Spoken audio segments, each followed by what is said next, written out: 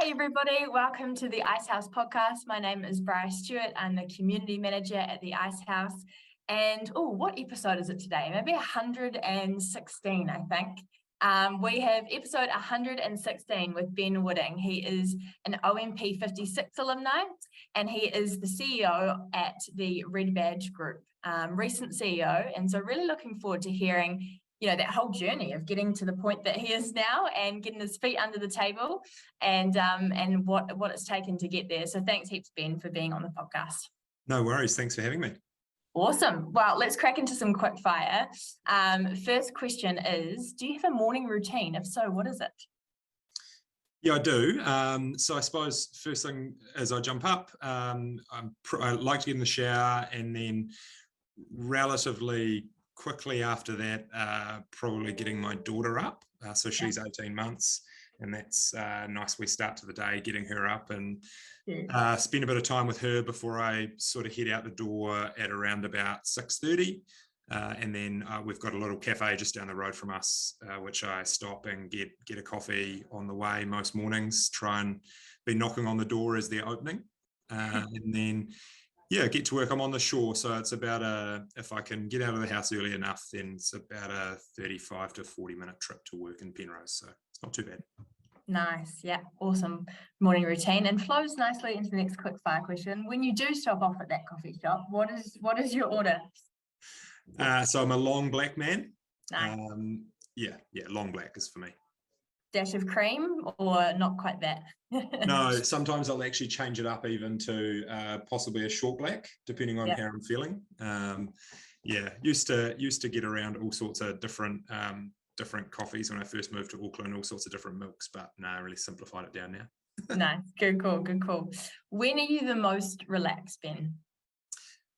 So for me, it's probably just being at home with family. We recently renovated our house, so I love just being in the backyard in summer, maybe with a beer and a platter. Playing with my daughter and my wife in the backyard, just chilling, really.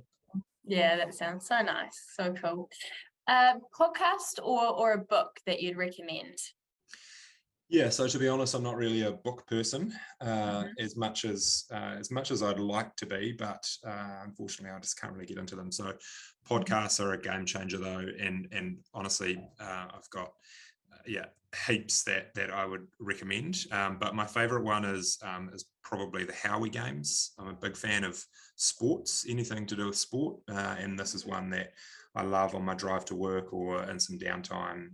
It's interviews with a whole lot of famous sports people on their journeys within sport, and I get fascinated with how that can link to particularly business and sort of learnings in that space. So that would be my recommendation. That's a great one. It sounds like sort of the behind the scenes of successful people, right? Like what makes them so successful in what they do. So that sounds really interesting. I like Definitely, it. Yeah. What's a hobby that you enjoy? So golf is my hobby that I enjoy, but I'm totally useless.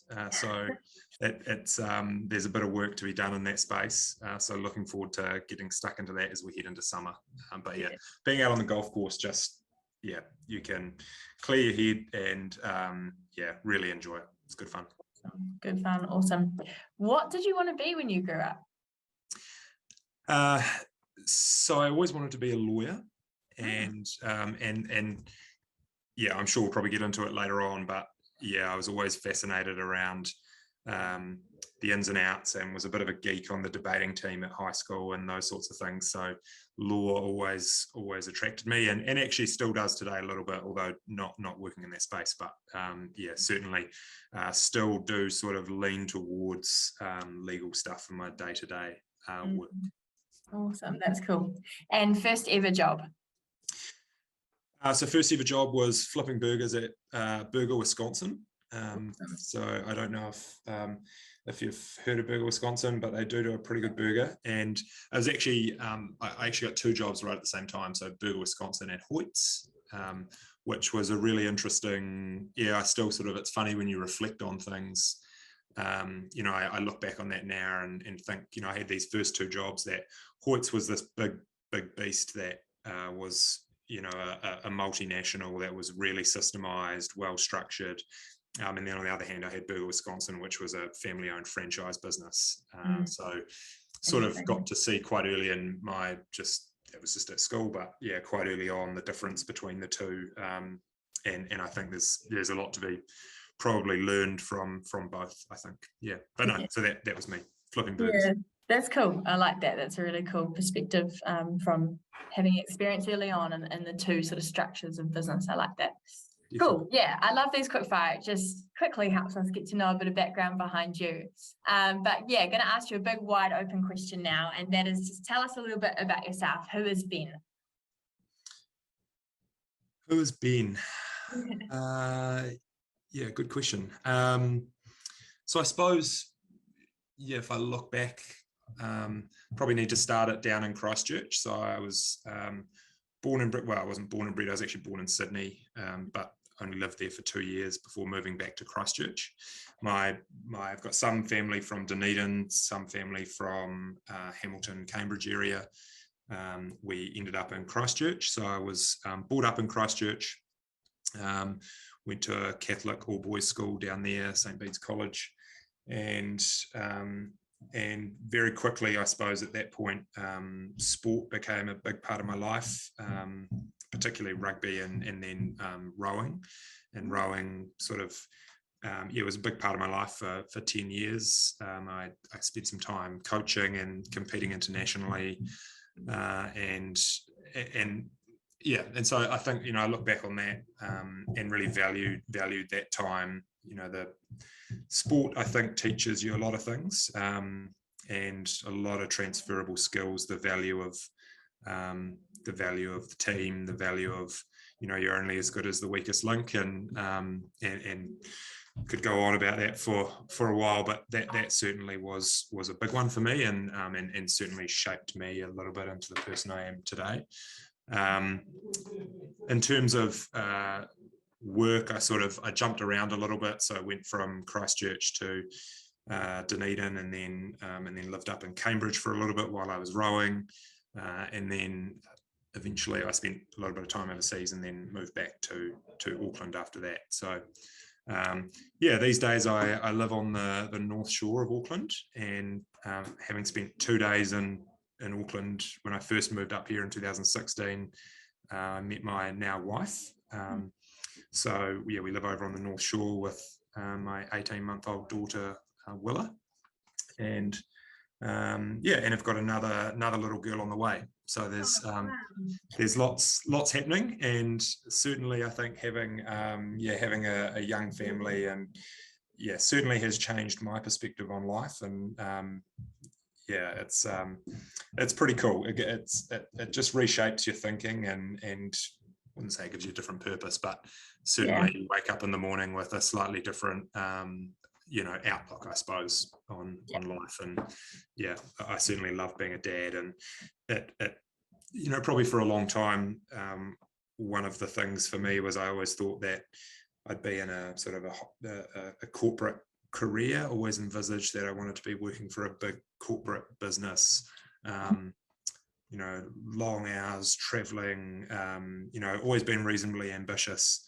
But man, it's amazing how quickly that can change when you've got for me anyway, got kids at home, and I now priorities are, I wouldn't say work-life balance, but making sure that I've got time in my week where I can just be with her, and that's really special. So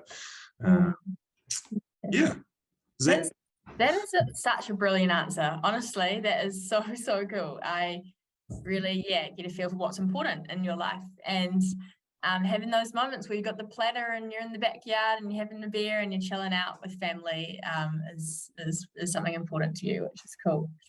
And congrats, by the way, for number 2. That's cool. Thank you. Yeah. She's due in February, so.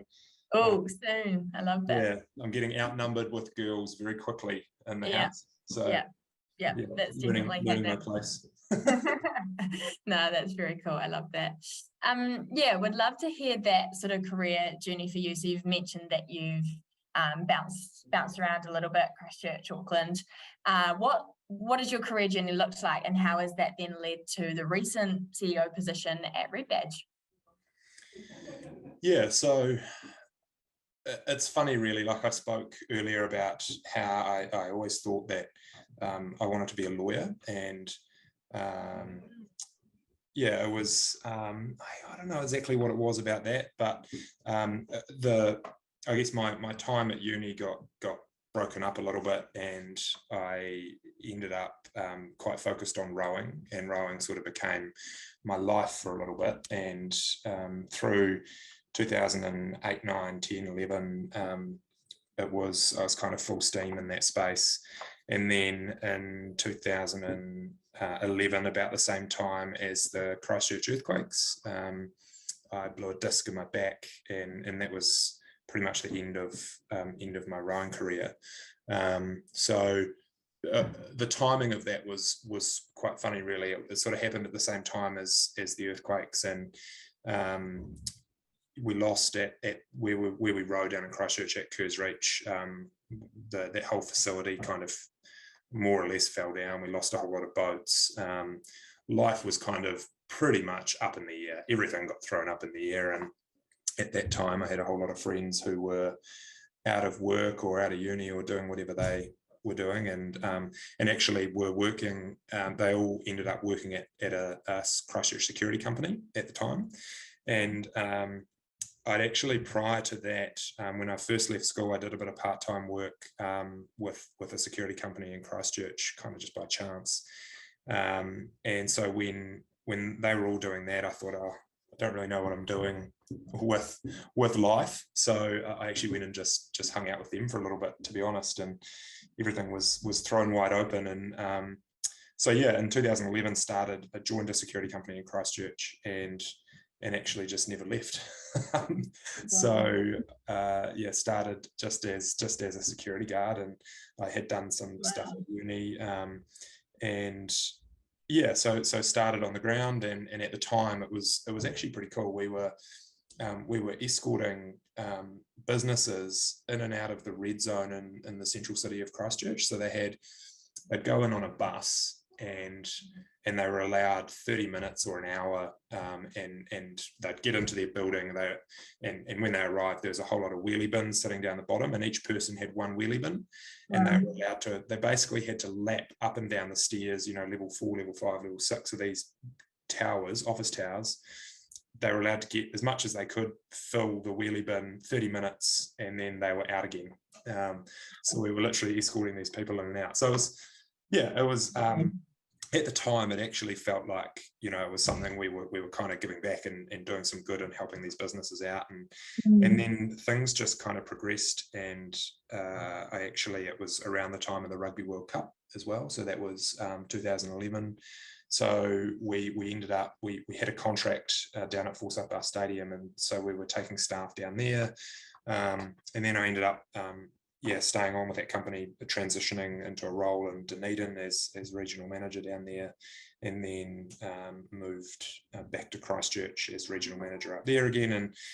And then it was at that point that I got approached by Red Badge to come and join the team there. And I think, it was an interesting decision. At the time, I was working for a large company who was owned by a hedge fund out of the United States. One of the top 2 in New Zealand in terms of size.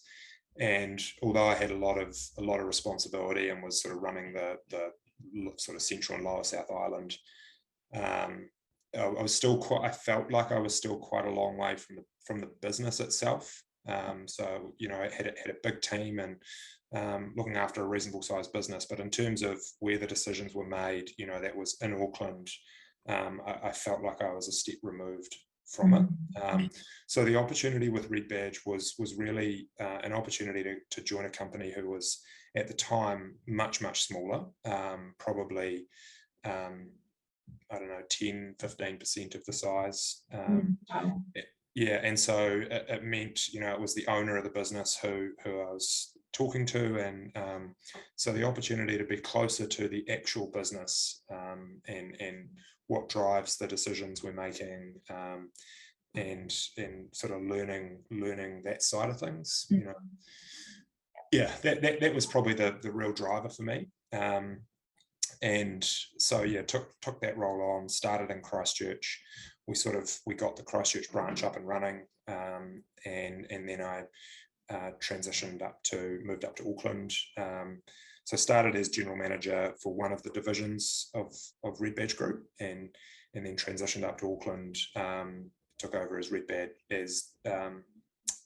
general manager of the whole group, and then joined as a director. And then in 2020, we had the opportunity to Gary and Claire Wilton, who owned Red Badge at the time. They decided they were going to that they wanted to sell the business. COVID had been pretty tough at the time, so we're now in 2020. So you had that first round of COVID, and then at the end of that year, in about October, they had some approaches from the other big companies, the other big security companies in New Zealand. They made a decision to sell, and myself and a couple of others within the business, Andy Gollings and Dee, we were able to pull together a management buyout, and so so that was a bit of a that was probably a major, I suppose, and a pretty stressful time trying to pull that together. That was all new, and we learned that we needed to lean heavily on accountants and lawyers, and that's not quite as simple as perhaps we might have envisaged. There was a lot of sleepless nights as to what was going to happen with the company. Were we going to be able to do it? What would happen if we couldn't? Was Red Badge going to get swallowed up by a big corporate?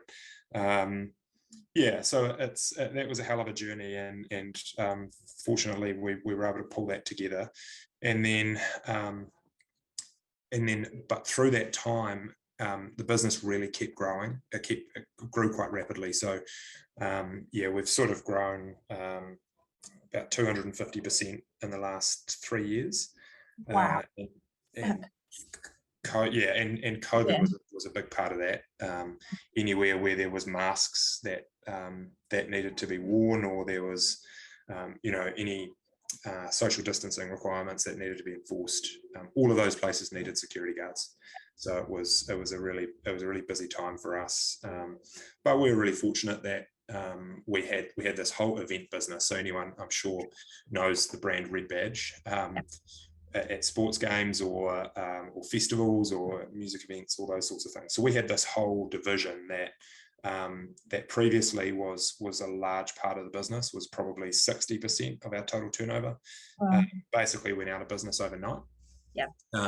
So we had a huge team there that we were able to call on and repurpose, and that sort of gave us a bit of an opportunity to really get stuck into providing services on some very large contracts across New Zealand. So that was pretty cool, and that sort of led to the growth, and what that's meant in the last 6 months is we've been reviewing our structure, and we're now not the mum and dad company, the family owned business that we potentially used to be.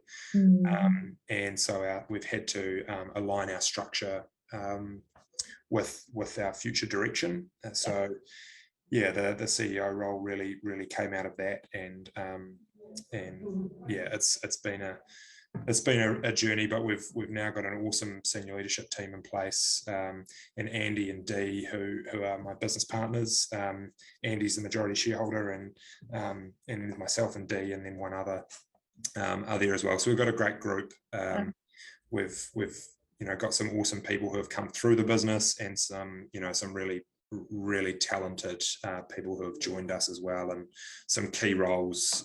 Some head of people and culture, comms manager, those sort of roles, which they're bringing expertise into the business that's allowing us to make decisions that are going to help us scale, and scale well with kind of that service excellence and people aligned at the heart of everything we do. So it's been a really interesting journey, but really excited about, I suppose, the opportunities that I'm fortunate to been part of, and looking forward to sort of where it goes. It's pretty cool. Very, very cool. I love the story. So you started out as a security guard, and now you're CEO of a very, very well-known, security company in New Zealand. It's a very cool story, Ben, and it's also cool that you've got that perspective now, being the leader of the business, what it's like to be on the ground, and you can sort of comment on things from that perspective as well. But yeah, what a journey! Congratulations on the purchase as well, the management purchase. That's incredible. It's very, very cool. I'd love to hear the perspective. What's one thing you wish you knew at the beginning of the whole thing, and at the beginning of the journey of your career? Yeah, it's an interesting question, actually. And there's lots. Personally, I think it's the value of empathy, and that's one that that's a personal journey for me. I'm very much a results-driven guy, and our new head of people and culture, she tells me that I'm all business, and so I need to chill out sometimes. But empathy is a big one. And personally, the other one, I suppose, is kind of more broadly, I think, is, and this is something we talk a lot about internally, is being confident to work in the grey. So everything's not always, everything's not always black and white. There is the black and there's the white, and there's the bit in the middle that's grey. And it's sort of, sometimes it's how far can you push the boundaries, and being confident with that, or understanding that. And I think that's, I talked about wanting to do law, as I grew up, and I still, am really intrigued by law and how that works. And I think the reason for that is that, a lot of what that's about is understanding how far you can push things. How much time can you spend working in the grey. And it's interesting that there's a really good podcast, and I was trying to find the name of it as I was preparing to have a chat with you, but it's with Josh Bayliss, who's a Kiwi, and he's actually the CEO of Virgin Group, Sir Richard Branson's company. And I don't think many people actually know that. So he's a Kiwi, he's in Auckland. I think he went to Mount Albert Grammar, maybe St Kitts, I can't remember. And there's an interview with him, and he talks about the value of people with that, either a legal background or just that understanding or confidence to be able to operate in the grey, because so much of, so many decisions that there is black and there's white, but then there's a bit in the middle. So that's that's probably the one thing that I wish I knew slightly earlier. That I wouldn't say that rules are made to be broken, but so I think that's a big one. Definitely. Yeah, that's so interesting. No, that's a great answer. Awesome. You've been through some highs and lows, that's for sure, in terms of having to change things up and use your people in different ways, and what COVID brought, hardship at the start, but maybe then accelerated growth, and everything that brings. All that considering, what's been the a highlight and also a real challenge from the journey so far at Red Badge? Yeah, there's been lots, that's for sure. I suppose the massive was kind of a challenge and a highlight, but the purchase of the business was a big one. And I suppose mainly from looking at the business itself, and what was it that we that the brand stood for, what was important to us, and why was it that we were wanting to do what we were trying to do, and kind of calibrating to that, and as we went through that process, probably one of a real highlight was the number of people who are genuinely willing to help when you're, we didn't really know what we were doing, to be honest, and we needed to come up with a whole lot of funding, we needed to put together a plan, and we got turned away by a whole lot of banks. They basically, as quick as we wanted in the door, they kicked us straight back out again when they realised probably we were stretching a little bit.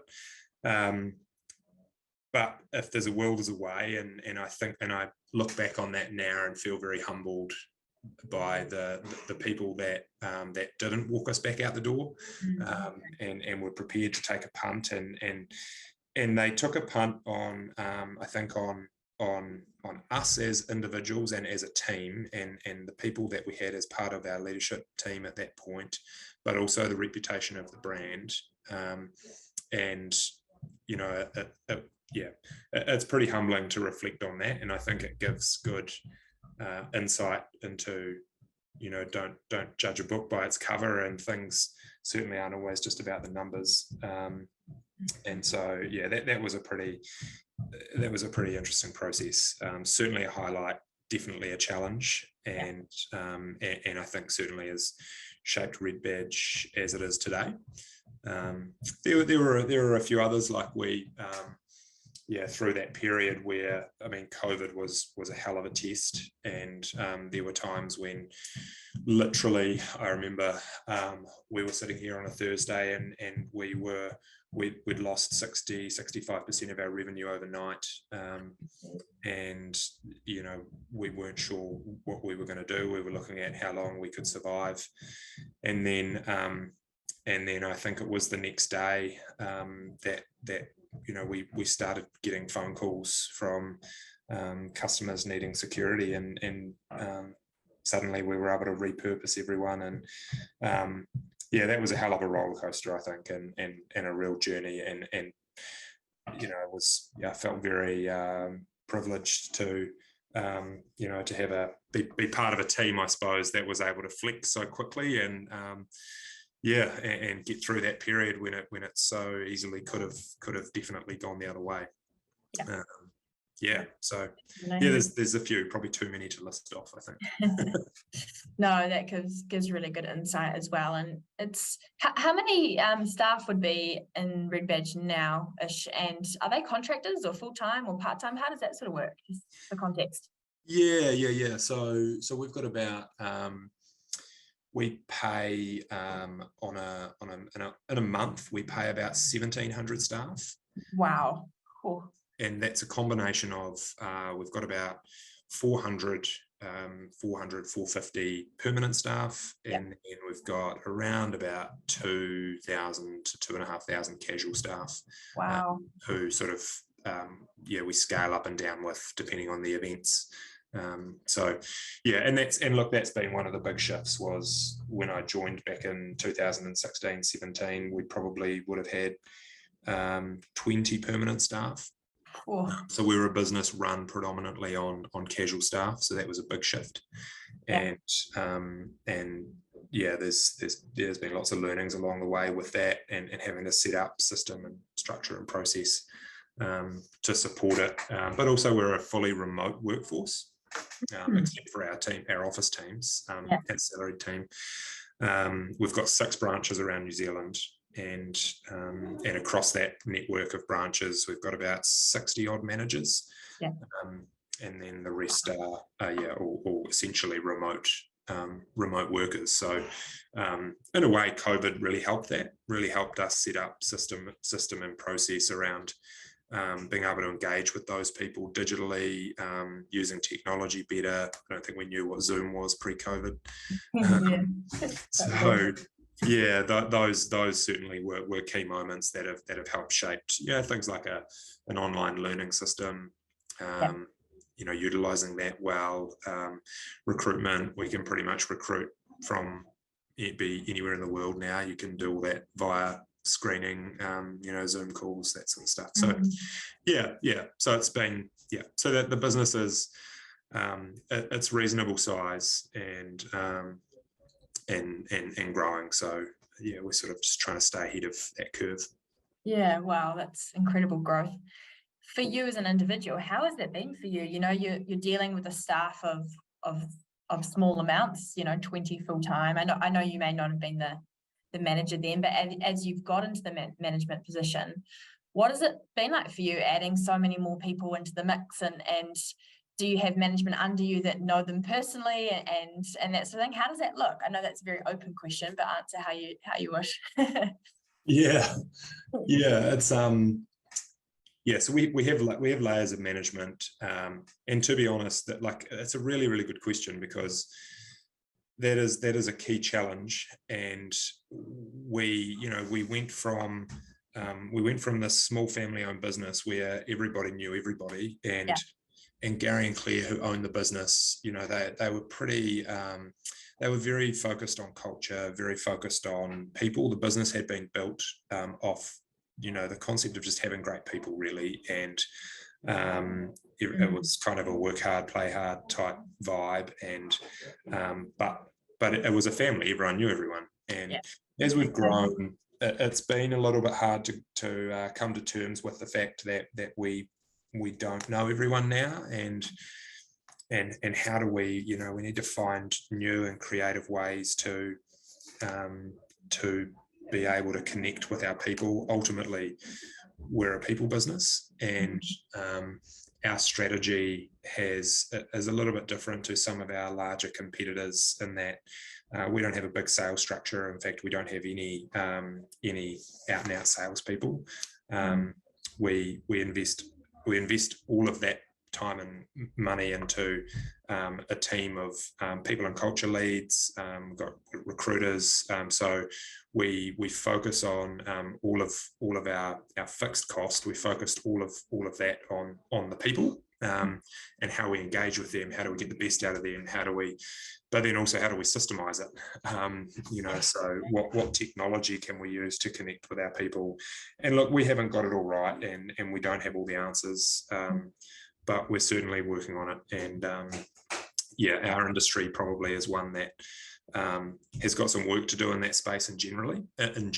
And so that is a critical piece for us, particularly over the next couple of years, is that concept of employee experience. And our entire workforce, whether they work once a year for us or every day, we need to be able to connect with them.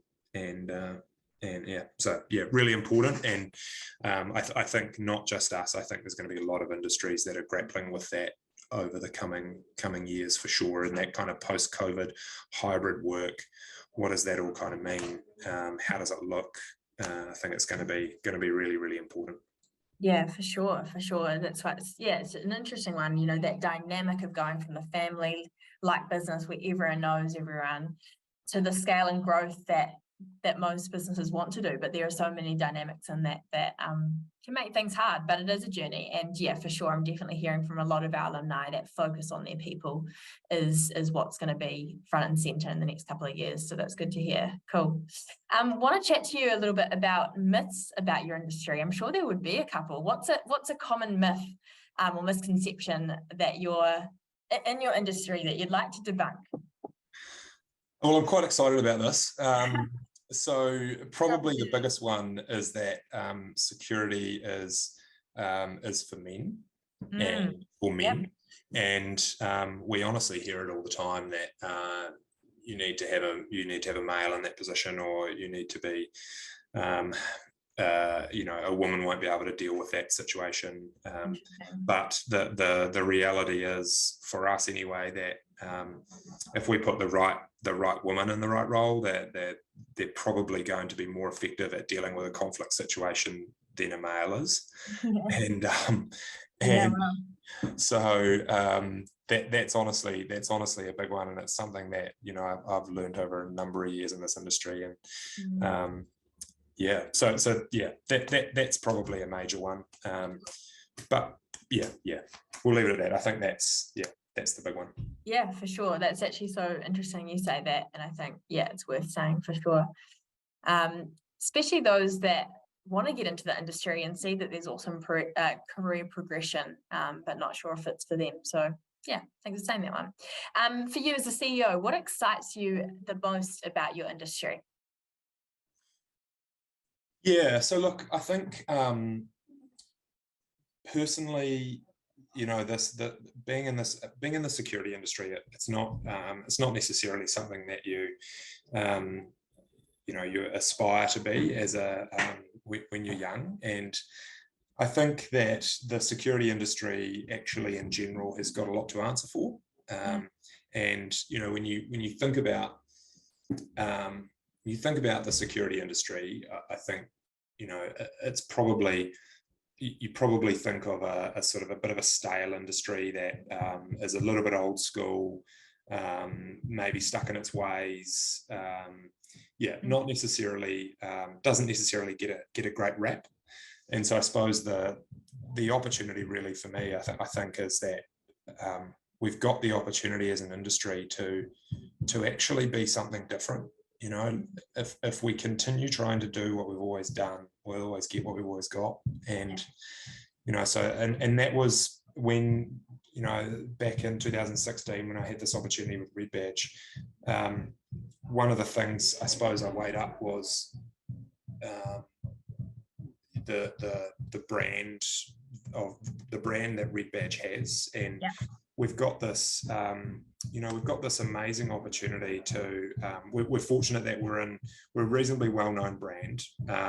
We've got a bit of an edge in that we see people at sporting events and festivals and concerts, and while some might have bad memories of us tackling them off the field because they're streaking at a cricket game or something like that, I think a lot of people do associate us with fun and enjoyment and that sort of thing. So, I think we can, our brand can lean on that, and we're fortunate in that space. But I think other brands in our industry can be doing the same, and I think that's really the opportunity.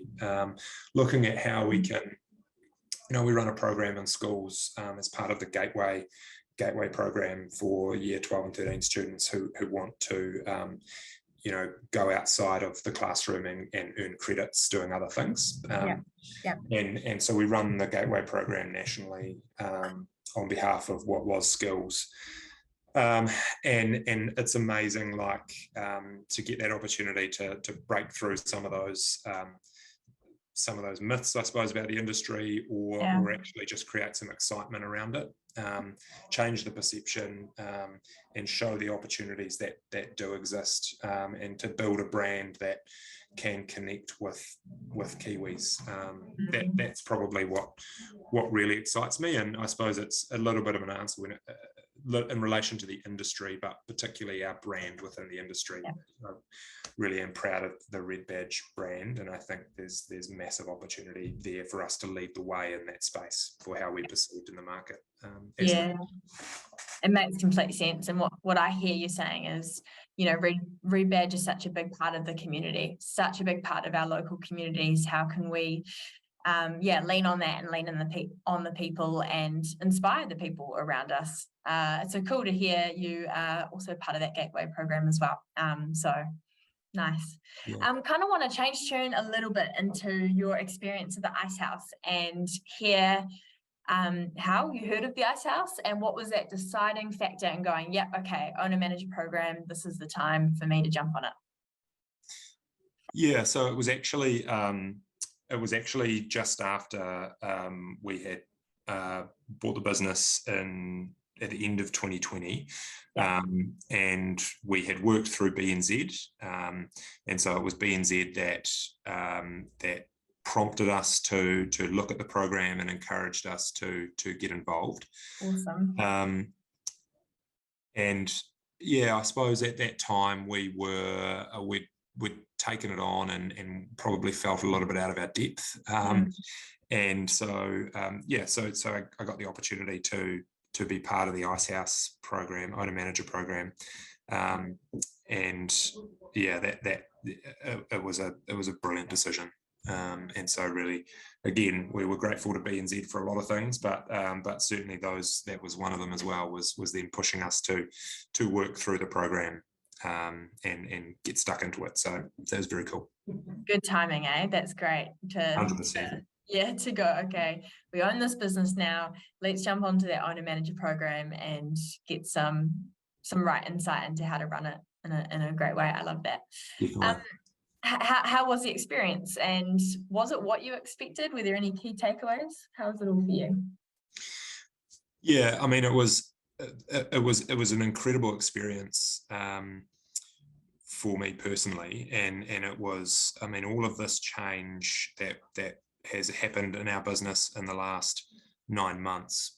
A lot of it came from the owner manager program and learnings from it.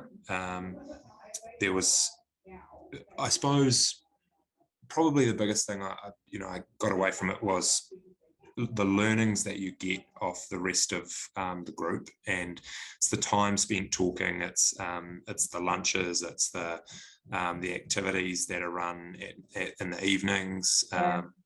And learning off everyone else, because everyone else is in the same boat. Everyone else got this. You actually find out there's this whole group that have got the same challenges, and so that was, that was very special.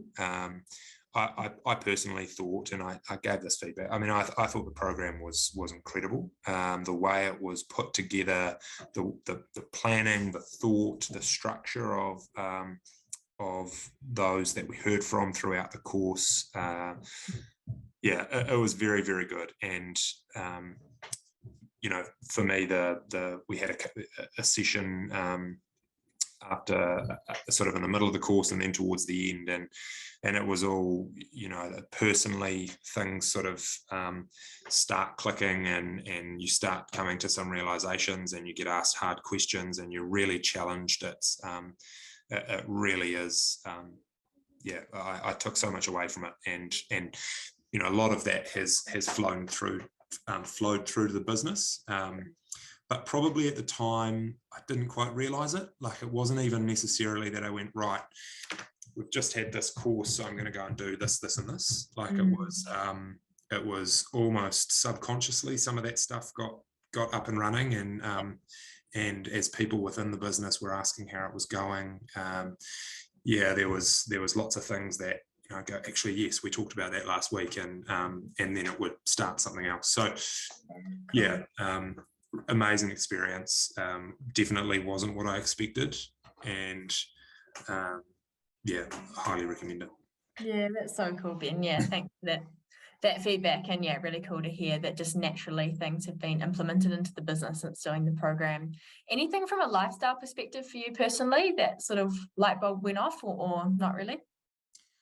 If anything, I think it was because it was sort of during the time when I had a young daughter, and I think if anything, it sort of just cemented that I didn't want, I wanted to be able to structure things so that I could be the dad I wanted to be as well, and the husband, and so definitely some takeaways in that space.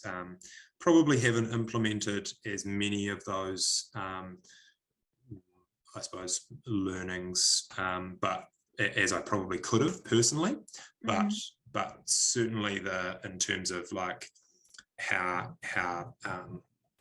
personal life and business interact, and making sure that they both complement each other. And I think that there was definitely learnings in that space. But I mean, business-wise, this whole structure change came out of my role, fell out of the course, and we engaged an HR consultant to support that process, done some work in the sales space, learned a hell of a lot around governance, and have caught up with a couple of people from the course on the back of it as well. So great. Really cool. Yeah, that's really cool to hear. It's funny. I've done this podcast for a bit now, and I've had combos with people that did the course 15 years ago, and some of them are saying, I've still got, my goals in a piece of paper and in a bottom drawer that I look at every now and then and go, oh, flip, man, it's, like all that time's passed, but I've achieved so much, or, oh, I've actually still got that one to do. And it's cool that, it sticks with you. So even if things haven't been implemented yet, I'm sure there'll be time where it comes up and it's the right time for certain things, right? So yeah, cool to hear. I like that. Definitely, yeah. And cool to hear the connection with the community. Yeah, on that note, what is something you're looking forward to about keeping connected to that Icehouse community and being part of the alumni network? Yeah, I suppose for me it's about the getting along to it's pretty simple really, about getting along to as many of the events as I can, and trying to continue learning off the people that have also been through the course. Yeah. And I think that there was some throughout the course actually we had you have the people come along who have been through the program. They might have been OMP 1 or OMP 5. Yeah. And having them come along and chat was very cool, and to see the journey that some of them had been on, and I suppose what's possible, what they took from it.